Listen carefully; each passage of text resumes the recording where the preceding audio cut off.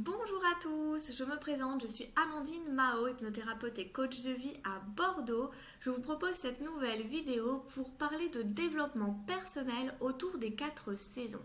Je vais m'attarder plus particulièrement aujourd'hui à la saison d'hiver que nous traversons actuellement. Tout d'abord, si nous prenons le temps d'observer notre mode de fonctionnement en tant qu'être physique, mental et émotionnel, on se rend compte que nous avons tendance à fonctionner sous système cyclique. Alors plus ou moins régulier suivant chacun et selon les années. Mais nous rejouons régulièrement les mêmes schémas, les mêmes scènes de vie. J'aime comparer l'être humain à l'arbre. Alors bien que ce dernier reste à la même place toute sa vie, nous lui sommes semblables sur de nombreux aspects. Mais j'y reviendrai plus tard. Et donc si nous regardons la nature d'un peu plus près, on peut voir que tout est parfaitement orchestré. Chaque saison joue une mélodie qui lui est propre, apportant quelque chose d'essentiel à chaque élément du vivant. Et chacune a son importance. L'une ne va pas sans l'autre, au risque de perturber l'équilibre. Voici comment fonctionne notre chère Gaïa. Bien évidemment, le Soleil et la Lune jouent un rôle crucial dans le bon fonctionnement de notre équilibre. Et finalement, c'est pareil pour l'être humain. Il s'accorde à suivre sa propre évolution au fil des saisons, que ce soit au niveau de son métabolisme purement physique, mais également mental, émotionnel et énergétique. Alors le printemps est synonyme de renouveau. C'est le moment propice au changement, à la création, à la renaissance et à la floraison de notre épanouissement.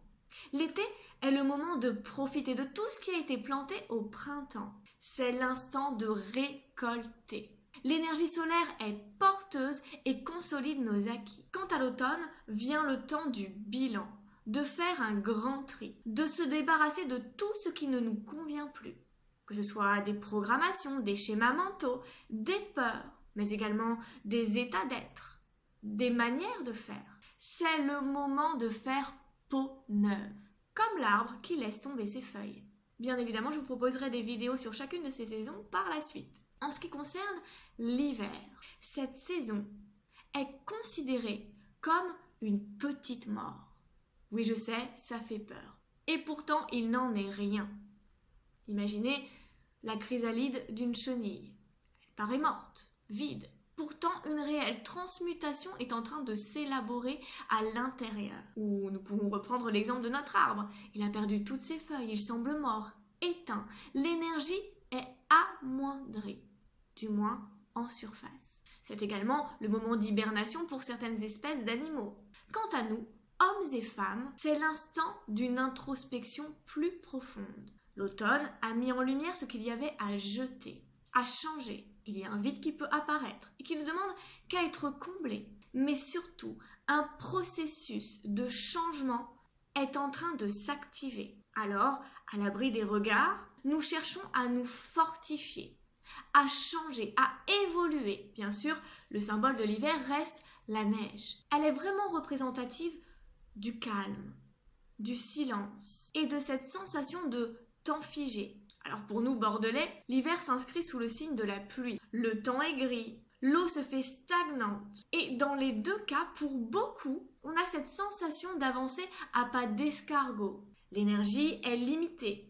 Et bon nombre se sentent lourds, fatigués, démoralisés, voire déprimés. Bien évidemment, pour certains, tout se passe parfaitement bien et c'est formidable. Il faut vraiment voir l'hiver comme une phase de construction intérieure. Et je dirais même de déconstruction, reconstruction. C'est le moment idéal pour se libérer de toutes les peurs, de toutes les émotions qui ont été refoulées et qui tentent de s'exprimer, malgré le calme apparent en surface. Le travail peut se faire consciemment ou inconsciemment. Ce qui explique que certains n'arrivent pas à expliquer ce qui se trame, car tout est intériorisé. Mais ce travail intérieur est essentiel, car la lumière est bel et bien au bout du tunnel avec l'apparition du printemps, qui est, comme je l'ai dit précédemment, le symbole de la renaissance. Et donc, pour mieux vivre cette phase d'hiver, il est important de se recentrer. Pour certains, ce n'est pas le bon moment d'élaborer de grands projets qui vont tendre à les épuiser davantage. Dans ce cas, il faut utiliser ce moment pour préparer ce projet qui va pouvoir être concrétisé à la saison d'après. Il est donc impératif d'accepter que les choses arrivent lentement, qu'elles se mettent en place doucement. Alors, il peut y avoir des regains d'énergie avec l'apparition des premières lueurs du soleil. Eh bien, je vous dirais attention. Ménageons-nous, car l'hiver n'est pas terminé. Je vous rappelle que si l'arbre bourgeonne trop tôt, il risque de se faire piéger par de nouvelles gelées qui vont finir par revenir.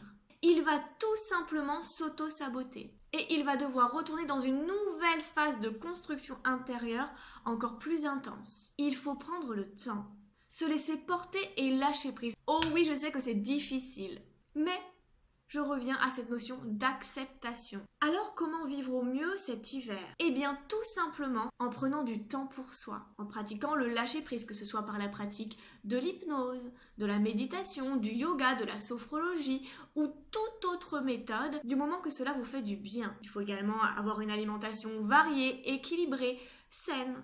Et surtout, aller au contact de la nature. Elle paraît peut-être endormie et pourtant elle est vivifiante.